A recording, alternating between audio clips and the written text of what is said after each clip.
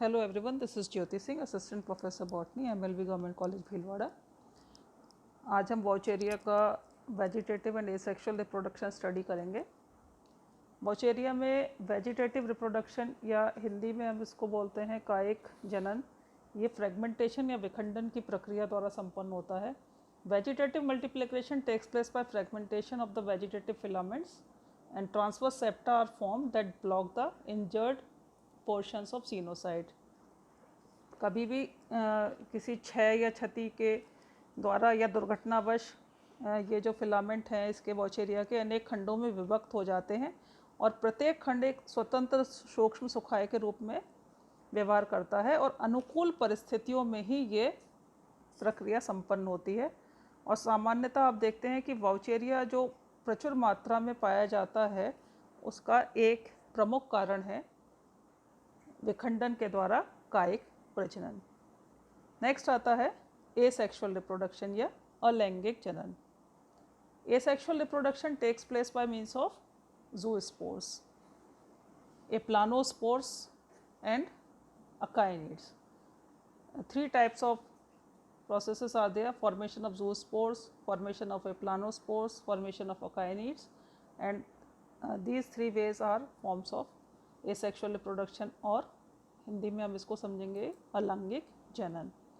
वॉचेरिया reproduces by variety of asexual spores. First आप zoospores देखेंगे कि they are formed in aquatic species of Vaucheria, and this process takes place by means of multiflagellate and multinucleate zoospores. They are produced singly in club-shaped sporangia, which is at the tip of the filament and central vacuole. A single filament, the tip of the filament swells and the central vacuole gradually decreases in size. The tip becomes club shaped, dark green in color, and is cut off from the rest of the filament by transverse septum. A central vacuole develops and there is reversion in the position of nuclei and chloroplast. The nuclei which were towards the center in the vegetative filament, they come to occupy the peripheral position, and the chromatophores move from the periphery to the center. The sporangial protoplast now shrinks and a pair of flagella which are of unequal length develops opposite to each nucleus.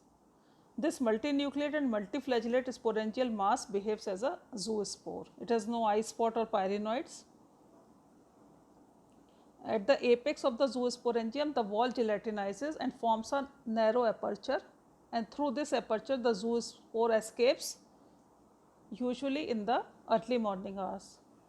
This zoospore of Vaucheria is quite different from those of other green algae due to the presence of multinucleate and multiflagellate nature.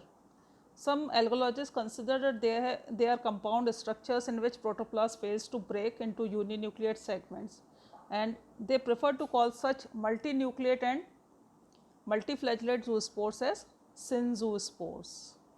So this zoospore that is formed in Vaucheria is named as synzoospores. Now the germination of zoospores takes place when it is released in the water. अब आप हिंदी में इसको इस प्रकार से समझें कि बीजाणुओं का जो निर्माण हो रहा है उसमें सबसे ज़्यादा प्रमुख है चल बीजाणु या जूस्पोर द्वारा अलैंगिक जनन। ये ज़्यादातर जलीय जातियों में बनते हैं।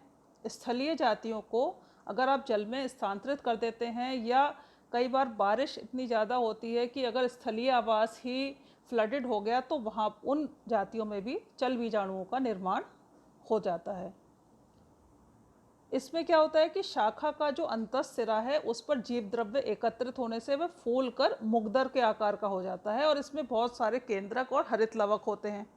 केंद्रक परिधि की ओर और हरित लवक सेंटर की ओर व्यवस्थित हो जाते हैं, और ये जो व्यवस्था है ये नॉर्मल फिलामेंट में पाई जाने वाली व्यवस्था के बिल्कुल रिवर्स होती है। उसमें ये अपने न्यूक्लियस सेंटर की ओर है और हरित लवक बाहर की ओर होते हैं, और इस आकृति पर एक आधार पर एक पट बन जाता है जिससे ये जो संरचना है तंतु से अलग हो जाती है, और तब हम इसको एक जूस्पोरेंजियम या चल बीजाणुधानी का नाम देते हैं, जैसा कि फिगर में आपको दिख रहा है फिगर 10 के बी में। एपिकल पार्ट जो है उसको हमने मेंशन किया हुआ है ज़ूस्पोरेंजियम। जीव द्रव्य जो है कोशिका भित्ति से पृथक होकर एक ज़ूस्पोर या चल बीजाणु का निर्माण कर रहा है। अग्रस्त सिरे पर शीर्ष भाग पर जिलेटिनीकरण होकर एक छिद्र बन रहा है और इस छिद्र के द्वारा चल बीजाणु बाहर निकलकर पानी में तैरना शुरू कर देते हैं। चल बीजाणुओं का निर्माण अधिकांशतः रात में होता है और ये चल बीजाणु धानी से लिबरेट होते हैं मॉर्निंग आवर्स में, प्रातःकाल में। चल बीजाणु जो है परिपक्व जो चल बीजाणु है वो अंडाकार है, गोल है, बड़े आकार का है और बहुकशाभिकीय मल्टीफ्लैजिलेट है, मल्टी न्यूक्लिएट है। जीव द्रव्य में बाहर की ओर अनेक केंद्रक तथा भीतर की ओर अनेक हरित लवक हैं। और ये जो संरचना है जो वाउचेरिया की मल्टी न्यूक्लिएट मल्टीफ्लैजिलेट संरचना है जिसको हम ज़ूस्पोर बोलते हैं, इसको हमने नाम दिया है सिनज़ूस्पोर या सिनोज़ूस्पोर और हिंदी में इसको बोलेंगे सचल बीजाणु। इसमें जो फ्लैजिला है वो असमान है, एक बड़ा एक छोटा, और इसमें इस प्रकार की जो संरचना है ये हरित शैवालों में पाए जाने वाले चल बीजाणु जो कि सामान्यतः एक केंद्र की यूनिन्यूक्लिएट और बाईफ्लैजिलेट होते हैं उनसे भिन्न है। ये मल्टी न्यूक्लिएट मल्टीफ्लैजिलेट कंडीशन है। इसमें बहुत सारे केंद्रक हैं, बहुत सारे कशाभिकाएँ हैं और इस प्रकार की जो ये संयुक्त संरचना है इसका निर्माण ये माना गया कि जीव द्रव्य के एक केंद्र की खंड में विभक्त न होने के कारण हो पाया। और इसी आधार पर वाउचेरिया का जो ये चल बीजाणु है जिसको हम सचल बीजाणु कहते हैं, इसको संयुक्त चल बीजाणु या कंपाउंड ज़ूस्पोर भी कहा जाता है। जैसा कि आप फिगर 10 के ई में देख रहे हैं कि बहुत सारे फ्लैजिला लगे हैं अपोजिट टू द न्यूक्लियस और ये कंपाउंड संरचना है। नेक्स्ट इसमें आप देखेंगे कि जर्मिनेशन ऑफ सिनज़ूस्पोर, इसका अंकुरण किस प्रकार हो रहा है। ये विमुक्त होकर चल बीजाणु 15-20 मिनट पानी में तैरता है और फिर ये सुप्त अवस्था में आ जाता है। चल बीजाणु स्थिर होकर अपने फ्लैजिला को रिट्रैक्ट कर लेता है और उसके चारों ओर एक पतली भित्ति का निर्माण कर लेता है और फिर यह जहाँ भी पानी में है लिबरेट हुआ है वहाँ पर ये तल पर पहुँचकर अंकुरित होता है और इसमें 1 से लेकर 3 तक नलीय या साइफोनेशियस आउटग्रोथ्स बन जाती हैं।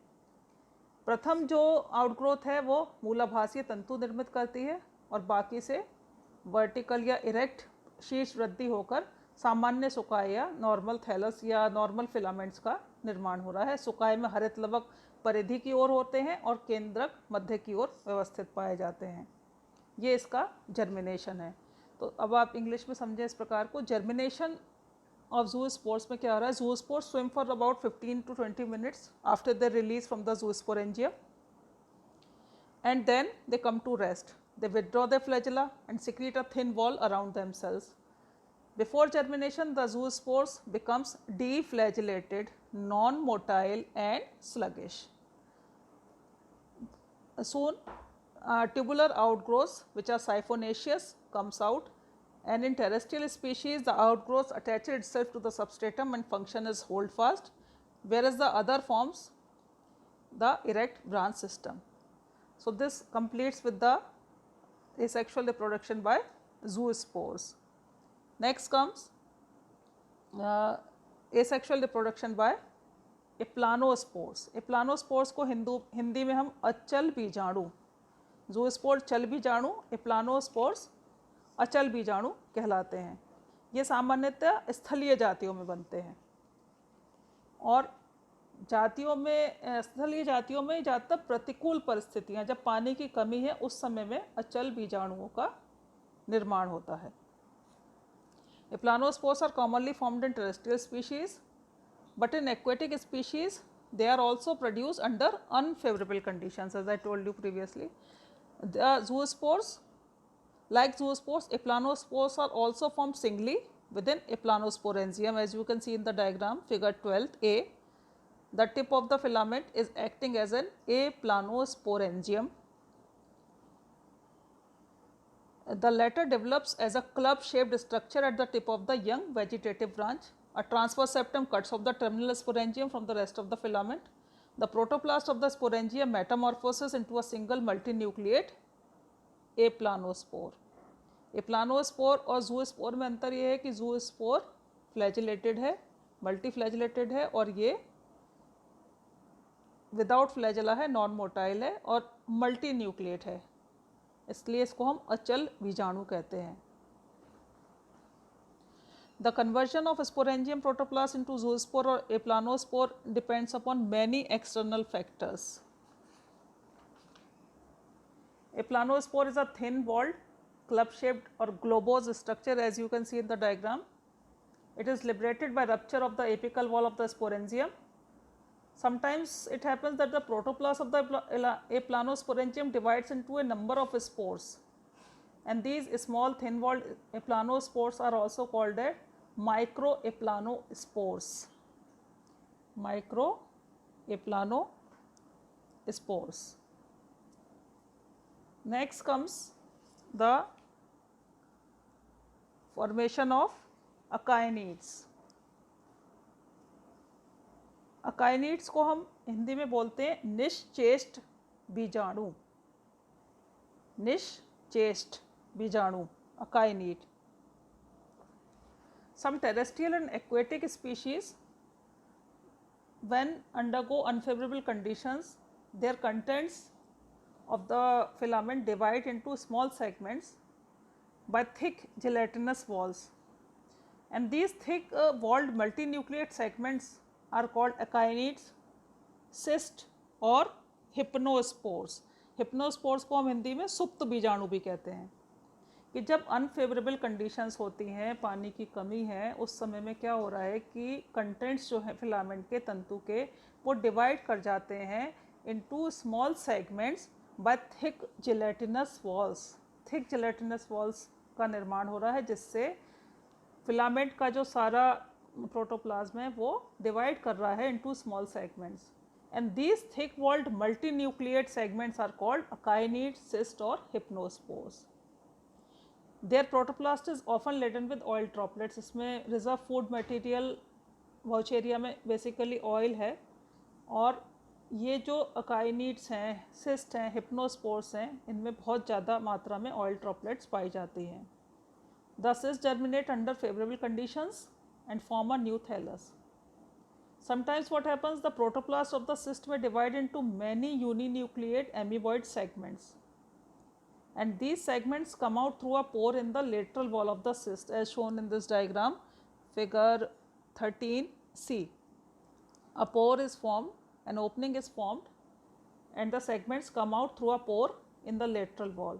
At this stage, Vaucheria thallus resembles to that of another genus of alga named as Gongrosera, and therefore this stage is also known as Gongrosera stage. इस अवस्था में वॉचेरिया का जो थैलस है वो एक दूसरी एल्गा गोंग्रोसीरा से रिजेंबल करता है, मेल खाता है, इसीलिए इस अवस्था को गोंग्रोसीरा अवस्था कहा गया. Each amoeboid mass secretes a thin wall and eventually germinates to form a new thallus. जैसा कि फिगर 13 आप डी में देख रहे हैं. गोंग्रोसीरा स्टेज पर आपके कई बार शॉर्ट नोट या वन वर्ड में क्वेश्चन आता है कि गोंग्रोसीरा स्टेज क्या होती है. तो सुप्त बीजाणु क्या है, श्रृंखला में बन रहे हैं, और सुप्त बीजाणु की जो श्रृंखला युक्त शाखा है, श्रृंखला जो युक्त शाखा है, जैसा कि चित्र में दिख रहा है, ये गोंग्रोसीरा नामक शैवाल के सदृश्य होने के कारण गोंग्रोसीरा स्टेज कहा जाता है. ये शॉर्ट नोट में अक्सर पूछा गया है. और इसके साथ ही आपका वॉचेरिया का वेजिटेटिव और asexual methods of reproduction complete होता है.